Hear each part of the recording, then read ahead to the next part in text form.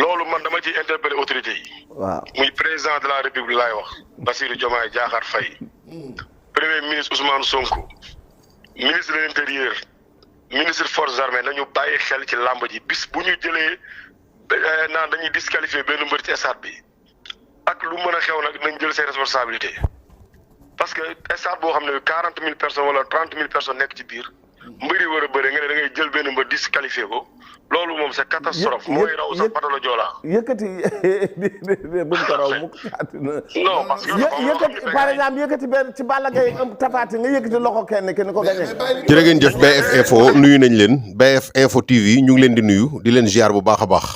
di kontaan ci seetaan gi ngeen ñuy seetaan di leen ñaan ngeen gën a wéy di abonné di commentaire comme ni ngeen ko xalaatee di ñu partagel te bu leen fàtte di bës baaraam bi taxaw comme ni ko sama waajooju di waxee yaakaar naa ne déglu ngeen Baye Ndiaye Alburax production wala boog Aziz production dégg ngeen li mu wax nee na jouru làmb ji suba incha allah combat Tapha Tine Balla Gaye bu ñu demee ba heure bi nu mayoon mbër yi heure bi nga xam ne fa la règlement bi war a tënku àgg fa ñu disqualifier benn mbër bi la xewoon ca Batalo Joola lu mel noonu mën naa xew c'est-à-dire supporters yi mën nañoo wàcc xeex ba ay nit dee ci à cause de quoi pour sauver bisam moo tax Baye yow yaa ñàkk a xam sa bopp wax dëgg yàlla ku la nawlaa nag ndax jeune nga jël ay millions investir ko ci làmb ay jeunes di ci daan seen doole ñu bëri di ci gis seen bopp naw naa la ci loolu mais nag yaa ngi bëgg a ñàkk a xam sa bopp est-ce que yow mën nga gën a kawe loi làmb bi Sénégal Sénégal xam nga ñaata millions d'habitants la on est des 18 millions d'habitants làmb xam nga ñu stade bi ñaata personnes lay jël 20 000 personnes lay jël benn million bi sax boo ko jëloon jël ci 20 000 personnes day mel ni jëloo ci dara 1 million bi on est de 18 millions d'habitants léegi 20 000 personnes bëgg a téye nit 18 millions personnes di leen manipuler def leen nu mu leen neexee mani du dëgg du yoon laa la wax ni président Bira Sène jëlal say mesures jëlal say matuwaay te gis nga Baye Ndiaye mii da ngeen ko waroon a woo sax communauté discipline CNG da ko waroon a woo mu tuub waxam ji parce que loi saa yoo ko menacé ak koo mën a doon dañ laa war a woo nga rectifier sa wax ji lamb 19h doy na ci sëkk 19h30 doy na ci sëkk ku nekk ñibbi bu dee lamb leen tax a jóg bu dee leneen moo leen tax a jóg da ngeen di wax daanañ seeraan lamb stade Demba Diop wala stade Iba Mar Diop ba mu jeex nga dem ñibbi sa kër jullee fa timis te ñooñu gën a ñoo nekk ay champion ñii di bëre pourquoi pas ngeen bëgg manifestation bu commencé 15h man maa dégg ngeen ni bu stade bi ngeen ko ubbi midi manifestation bu commencé 15h ngeen bëgg ko yóbbu ba 22h 23h léegi lamb ji jeex xale yi génn ci biti di agressé ñi nga xam ne lamb intéressé wu leen ñoom du ñu mën a doxi seen i soxla à cause de quoi parce que yow sa intérêt moo tax ma ni ça c'est pas normal lii nag président Bira Sène jógal ci lii yow lañ koy def mais ñi mun koo def Alioune Sarr de yow lañ koy def amul faible parce que gis nga CNG démembrement de état la état moo ko fi teg ci ministre des sports la bokk lii loi yu fi yàgg la mais appliqué wuñ ko woon dañoo am nguur gu bees te président Diomaye xam nga lan la woote jubal jubbanti loolu la président Diomaye woote jubal jubbanti léegi nag lamb ji dafa bari lu ci dëng lii bokkoon na ci mooy manifestation boo xam day commencer 15h di dem ba 23h et quelque léegi jubbanti nañ ko yamale nañ ko 19h15 ñu soufflé combat bi 19h30 ñëpp ñibbi Baye Ndiaye bëgg a sauver bisam nag tax mu ni bu ñu disqualifié benn mbër ci heure boobu CNG wax lu raw la xewoon Batalo Joola dina fi xew moom mooy kan Baye yow yaay kan da ngaa gën yeneen promoteurs yi loi bi ba ñu ko fi tëralee ba léegi mu ngi jàll ñaata combat moo fi jaaragum wala combat yi mbër yi ñuy tëgg suba Tapha Tine ak Balla Gaye dañoo gën yeneen mbër yi bërki Dembo Ndiaye ñaata combat ñoo jàll depuis loi bi mu fi jaaree ba léegi ñu ngi koy respecté léegi yow nga bëgg a sauver sa bis tax nga bëgg ñu jalgati loi bi CNG bis boo jalgatee loi bi ndax bisu Baye Ndiaye bii promoteur yëpp na nga leen may loolu te ministre des sports bu dee dégg nga lii Baye Ndiaye wax jël ci say matuwaay jël ci say mesures waxuma la sax nga jël ci say mesures mais communauté discipline dañ ko war a woo moom Baye Ndiaye mu tuub waxam ji parce que lamb warut a mën a tax ñu occuper nit ñi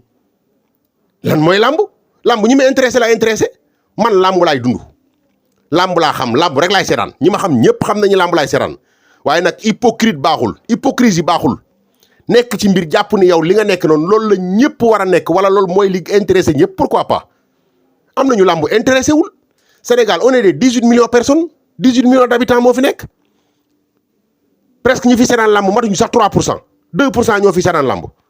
2% ñoo fi seetaan lamb 2%. waaw léegi yow nga ni sa lamb bu amee daal boo tëggee lamb daal nit ñi waruñoo noy ñi war a doxi seen i soxla waruñu koo doxi surtout stade bi fu mu cité wu stade bi lamb day jeex 22h30 buntu stade bi taxi du fa jaar taximan boo wax mun la du ma jaar foofu ñu may agressé moto cag-cag yi duñ fa jaar léegi ñiy génn ci buntu stade bi dañuy am problème mu lan moo leen di yóbbu seen kër ñu dëkk Dakar wala ñu dëkk ci banlieue wala ñu dëkk feneen ak feneen agresseurs yi taxaw di agressé comme nu mu leen neexe yow bàyyi yow nga nekk opérateur économique dëkk ci dëkk bi xam loolu ñu defaral la lu gën a yomb loolu ni la agresseurs yi li koy faj mooy 19h30 fu mu jotee na làmb ji jeex ku nekk ñibbi ñu sauver la sa bis sauver mbër yi sauver ñiy supporter si nga ne du ci dal yow yaay kan tu te prends pour qui ba war a mën a changer toxal benn loi boo xam ne nii dafa yem ci kaw ñëpp man de maa ngi xaar CNG ba mu nangul Baye Ndiaye li muy woote CNG nag lu ne nangu ne ko lu ne nangu nañ ko fi lu leen teg ñu tegoo ko mais bii moom bu jàllee doonatul yéen ak waa làmb ji man ak yéen la waa CNG du ma leen may jàmm parce que nag caaxaan baaxul ñun ci làmb ji la ñu nekk sunu sañoon làmb yi gën a développé lépp man làmb laa gën a bëgg football làmb laa gën a bëgg lu mu mënti doon mais nag waxtaan wax tëgg cala benn structure tëgg làmb combat bu mag après daal ni moom combat am daal buñ ko arrêté buñ disqualifié benn mbër bi bu arbitre wootee mbër mi ñëwul parewul préparation mystique wala lu mu mënti doon buñ ko disqualifié supporter dañuy wàcc xeex waaye ndaw Samba yow yaay kan ba supporter yi di wàcc di xeex yow yaay kan ba nu war a mën a dagg ab loi ndax bëgg sa événement jàll tu te prends pour qui te ngay liggéey di def sa poche ñu liggéey woon ville ñu wala ñu liggéey woon feneen war a wàcc romb stade wala ñu romb autoroute bi jàll yow daal sa liggéey moo war a mën a tax ñu yàqal ñee seen liggéey wax gémmiñ bu waxul dëgg leneen lay wax te boo koy wax da ngay gis reporter yu ni xittaaral di la xool di la ci encouragé te ñooñu di la ci encouragé ñoo la gën a xam ni li ngay wax tegoo ko fenn yow Baye Ndiaye fenn nga ko tegul lu ñu nangulul Assane Ndiaye nanguluñ ko Serigne Modou mu ñaa production nanguluñ ko yeneen promoteurs yi waruñu la koo nangul da ngaa dagg licence promoteur yi dagg licence Balla Gaye licence bi mu dagg 15000 francs moom la yaawu jaal dagg 15000 francs licence su Balla Gaye 15000 francs la yoo 15000 la yaawu jaal moom la dagg 15000 francs boo ñëwee ci xale yu mbër yi ndaw yi Balla Gaye ak Tapha Tine ak Modou Lo ñoo tolloo lenn luñ dagg licence yow yaa ngi yeneen promoteurs yi yéen a tolloo lenn luñ dagg licence waa léegi lu tax loi bi bëgg a valable ci ñee te yow du valable ci yow et c'est parce que da nga bëgg a woowee Don King wala qu'est-ce qu'il y a mais il faut arrêter président Bira Sène lii moom yow laa ci xaar te beneen bi ci des li ci gën a graaw sax mooy Assane Baye Ndiaye da ngeen koo war a woo mu tuub waxam ji communauté discipline dañ ko war a woo parce que nag loi bu ñu ko xasee ba tëral un citoyen bu taxawee di attaquer loi boobu di ko jam baaraamu tuuma dañoo war a woo citoyen mu ñëw mu tuub ko parce que loi bi dafa valable ci ñëpp nguur gu bees lañ yor de yoratuñu ay caaxaankat yoo xam ne dañuy invité ay politiciens ñu ñëw di dund ci kaw nit ñi di leen woo ñu leen tëggal ay làmb ñuy dund ci kaw nit ñi yoratuñ ko nguur gu bees lañ yor te ñii ñu yor nii ñu ngi ñuy commencé defal liñ bëgg man bi ñu ñëwee loi bi yàgg na fi 19h30 bi 19h15 ñu soufflé làmb yàgg na fi de du loi bu bees de mais ministre bu bees bi daa ñëw ñu appliqué ko gouverneur appliqué ko pourquoi pas yow nga ni kenn du ko appliqué ci sa làmb yow yaay kan maa ngi xaar ba CNG bañ a appliqué lii su boobaa chaque jour maa ngi yéen dinañ jàkkaarloo booye boobu bu ma ñëwee ci stade bi ngeen ni ma génnal ndax yéen ku dal seen kaw bu ñëwee ci seen làmb ngeen ni ko doo fi dugg bari na fi ñu bari buur géwél attaqué woon na fi mu ñëw ci stade ngeen ni ko doo dugg reporter bu leen attaqué bu ñëwee ci stade bi ngeen ni ko doo fi dugg man moom ma dugg ci stade beeg ma dem ci dex gaa laa yamale ak toog fii dëgg gi moom ma yor amul ku ma ko jomba wax moomu leen nit ñi làmb ji moomul Sénégal match Sénégal day am football ba passé doo dégg ko ci otom bu xoosu doo ko ci dégg nga dégg championnat day am ba jàll stade Léopold Senghor wala Demba Diop wala beneen stade doo ci dégg ko am problème jàmbat mais saa yu làmb amee nga dégg ñu ni agressé nañu tel sàcc nañu moto tel yàq nañ taxi diw léegi ñu jël ay mesures ni léegi 19h30 nañ yemale affaire bi ngeen ni du ci dal et c'est parce que c'est intérêt personnel moo tax nga ni du ci dal tu te prends pour qui wala làmb moom dafa moom nit ñi dama bëgg nga xam ne maag yow ñoo bokk lu ñu bëgg muy làmb lañ bëgg mais lu tuuti mooy seetaan làmb ci Sénégal minorité lu tuuti 2% moo koy seetaan ci Sénégal 2% ñooy on est des 18 millions d'habitants